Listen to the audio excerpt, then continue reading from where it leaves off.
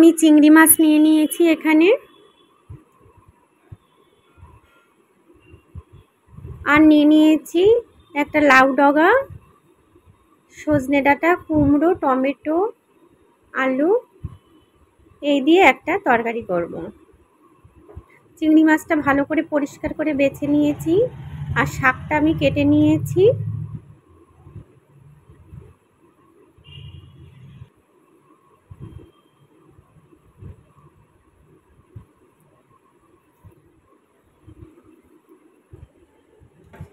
কড়াই বসিয়ে দিলাম, কড়ার মধ্যে তেল দিয়েছি, তেল গরম হয়ে গেছে, দিয়ে দিলাম চিংড়ি মাছগুলো।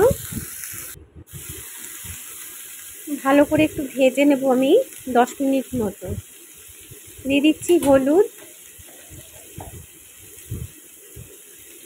নুন পরিমাণ মতো, দিয়ে একটু নাড়াচাড়া করে নিচ্ছি।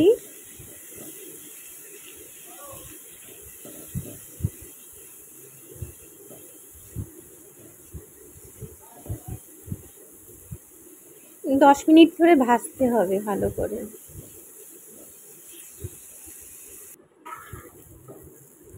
ভাজা হয়ে গেছে, এখন আমি তুলে নিচ্ছি মাছ, চিংড়ি মাছ একটা বাটির মধ্যে সমস্ত চিংড়ি মাছ আমি তুলে নিচ্ছি।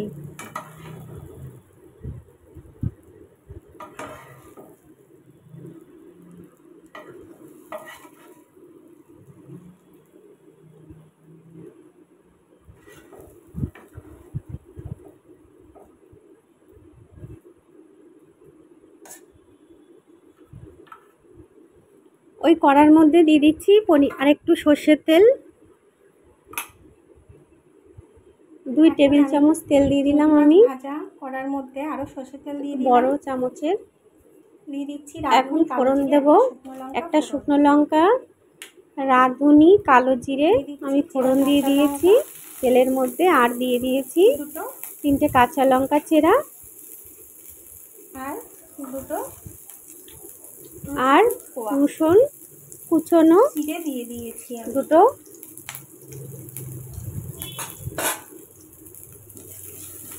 এক মিনিট মতো আমি ভেজে নেব।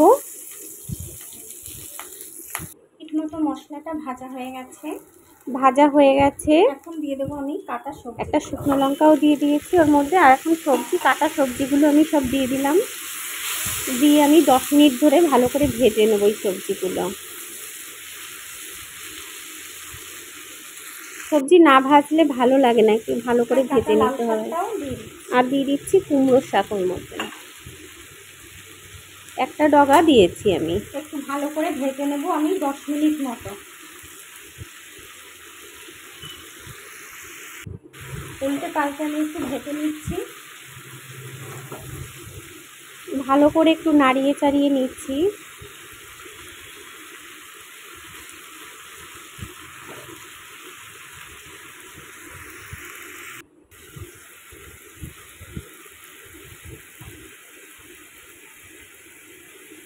আমার চ্যানেলটি ভালো লাগলে অবশ্যই লাইক করবেন।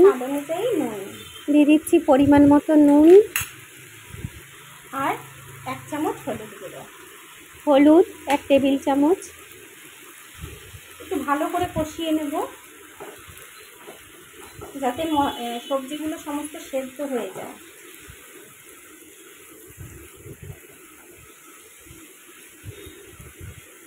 যাতে নুনটা ভালো করে সবজির মধ্যে মিশে যায়। দিয়ে দিলাম 1 টেবিল চামচ চিনি। ভাজা হয়ে গেছে, এখন দিয়ে দিচ্ছি আমি চিনি 1 টেবিল চামচ। একটু মিষ্টি মিষ্টি হবে হালকা, সবজির মধ্যে একটু চিনি দিলে ভালো লাগে খেতে।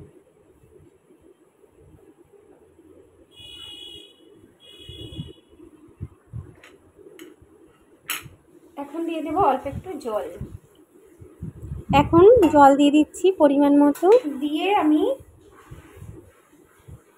5 মিনিট মতো রান্না করে নেব আরো।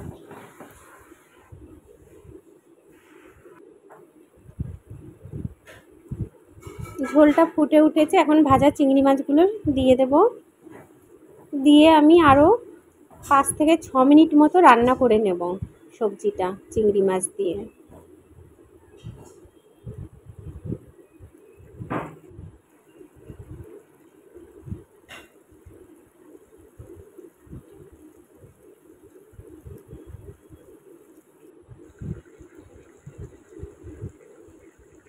5-6 মিনিট হয়ে গেছে।